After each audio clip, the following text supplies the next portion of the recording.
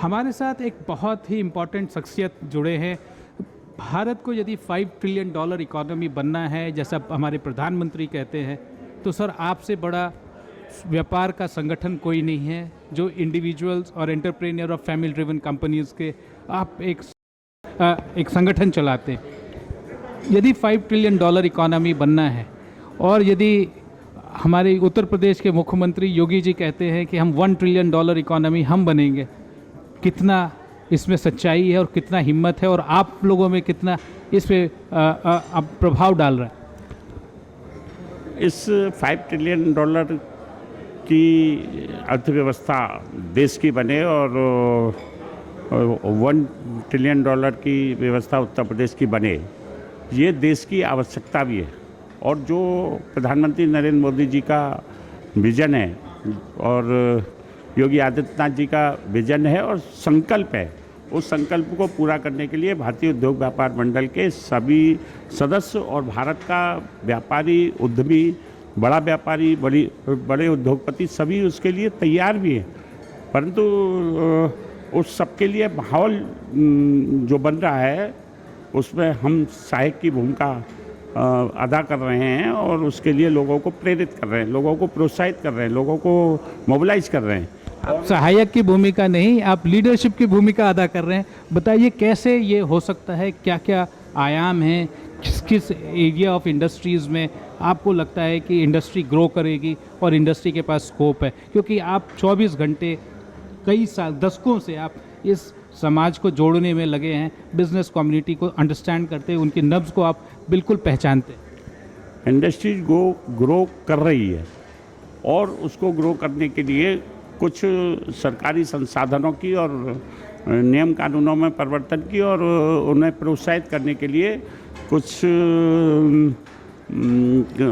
जो टैक्स की इसका स्ट्रक्चर है और उसकी जो नियमावली है, उन सब में थोड़े से परिवर्तन की आवश्यकता है।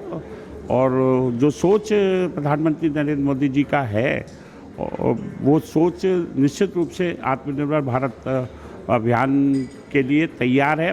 परंतु साथ में एक और उद्यमियों को तैयार होना पड़ेगा अपनी पूंजी लगाने के लिए और स्वावलंबी बनने के लिए और आत्मनिर्भर भारत के अभियान में अपनी पूर्ण रूप से सहभागिता करने के लिए। और दूसरी ओर भारतीय 135 करोड़ भारतीयों को भी तैयार होना पड़ेगा कि ये आत्मनिर्भर भारत तब बनेगा जब हम स्वावलंबन का और स्वदेशी का को ग्रहण करेंगे, उसको अपनाएंगे, उसको जीवन में उतारेंगे, उसको हर स्वदेशी का उपयोग करेंगे।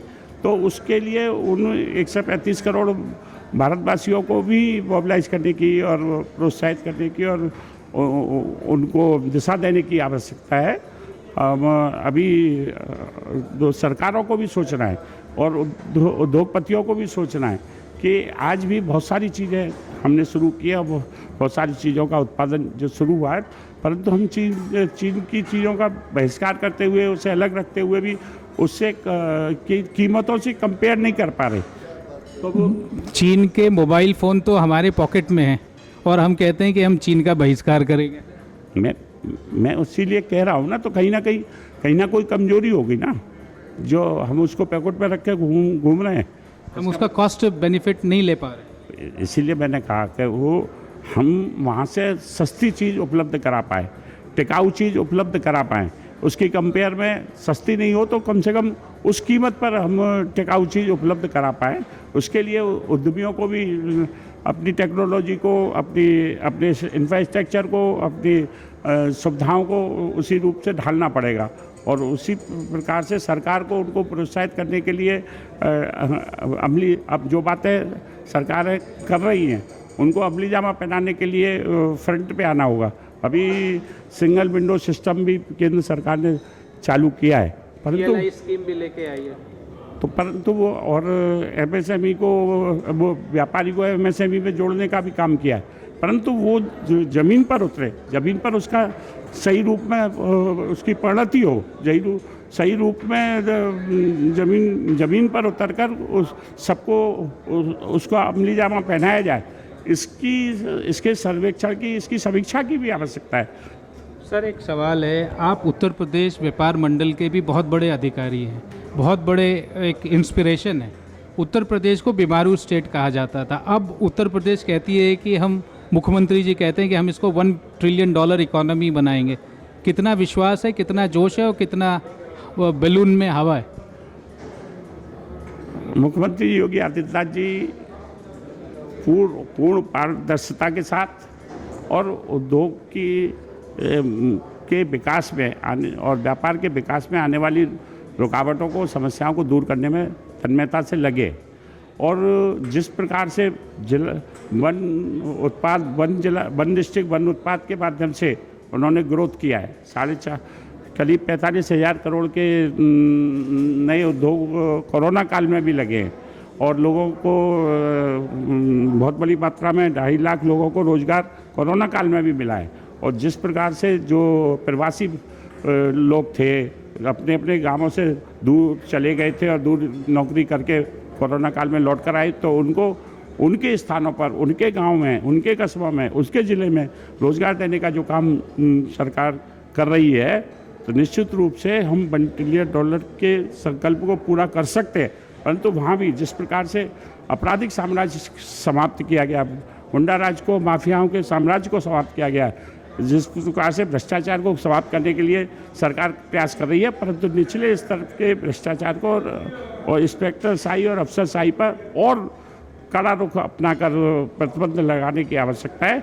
निश्चित रूप से वो दिशा हमें प्राप्त होगी और वो विजन, जिस विजन के साथ योगी आदित्यनाथ जी $1 ट्रिलियन की अर्थव्यवस्था बनाना चाहते हैं और हम सब लोग उसमें सहभागी बनकर कार्य करना चाहते हैं, तो उसी रूप में हम भारतीय उद्योग व्यापार मंडल के माध्यम से और उत्तर प्रदेश सरकार के उत्तर प्रदेश व्यापारी कल्याण बोर्ड के माध्यम से लोगों को प्रेरित कर रहे हैं, लोगों को प्रोत्साहित कर रहे हैं, लोगों को उत्साहित कर रहे हैं कि वो इस दिशा में आत्मनिर्भर भारत अभियान के अंतर्गत प्रधानमंत्री जी और मुख्यमंत्री जी की दिशा को, उनके विजन को, उनके संकल्प को समझें और उसमें पूर्ण सहभागिता करें। क्या ये उत्तर प्रदेश में 2022 जून के बाद ही अब दुकान चलेगी, खुलेगी, क्योंकि अब सब लोग इलेक्शन मोड में है? उत्तर प्रदेश के बारे में ये कहा जाता है कि ये तो एग्रेरियन स्टेट है, यहाँ एग्रीकल्चर स्टेट है और यहाँ पे आप डिफेंस का भी कॉरिडोर लगा रहे हैं, इंडस्ट्रीज़ का भी कॉरिडोर लगा रहे हैं। कितना सामंजस्य है एग्रीकल्चर प्रधान स्टेट में जहाँ की इंडस्ट्री और डिफेंस के कॉरिडोर बन रहे हैं? ऐसा ही उद्योग और कृषि उद्योग और व्यापार सब एक दूसरे से जुड़े हुए हैं। कृषि भी एक उद्योग है, कृषि भी एक व्यापार है और व्यापारी और किसान एक दूसरे के प्रति समर्पित भी है, सहयोगी भी है और बिना एक दूसरे के काम भी नहीं चलता है। तो उस सब को जोड़कर और कृषि उत्पादन भी उत्तर प्रदेश का बड़ी मात्रा में बढ़ा है। उसी प्रकार से औद्योगिक प्रगति भी हुई है। आज उत्तर प्रदेश जो 13वें स्थान पर आता था औद्योगिक प्रगति में, आज दूसरे स्थान पर आ गया है और संकल्प है कि 2022 के आते आते हम प्रथम स्थान पर आ जाएं। तो निश्चित रूप से जो जिस प्रकार से स्वास्थ्य सेवाएं बढ़ रही हैं, जिस प्रकार से सड़कों का इंफ्रास्ट्रक्चर बढ़ रहा है, रास्तों को सुगम बनाया जा रहा है, तो और जिस प्रकार से इंस्पेक्टर राज और अफसरशाही को समाप्त करने की एक बहुत बड़ी इच्छा शक्ति के द्वारा आवश्यकता है और उस जो माफिया राज्य को समाप्त किया गया है, उसी प्रकार से इस तंत्र को भी तोड़ने के लिए सरकार संकल्पबद्ध होकर कार्य कर रही है, ऐसा हमको महसूस होता है और विश्वास है। ये बात सच है कि सर उत्तर प्रदेश में इच्छा शक्ति की कमी नहीं है और यदि इच्छा शक्ति हो उत्तर प्रदेश वालों में तो वो पूरी दुनिया पर राज करते हैं। यहाँ आज हम लोग इंटरनेशनल वैश्य फेडरेशन के महासम्मेलन में, वैश्य महासम्मेलन में हैं। आप सुबह से ये सम्मेलन चालू है, नितिन गडकरी जी आए, अभी मनोहर लाल खट्टर जी भी आ रहे हैं। क्या आपके एक्सपेक्टेशंस हैं? हरियाणा एक हब है नॉर्थ इंडिया में इंडस्ट्री का।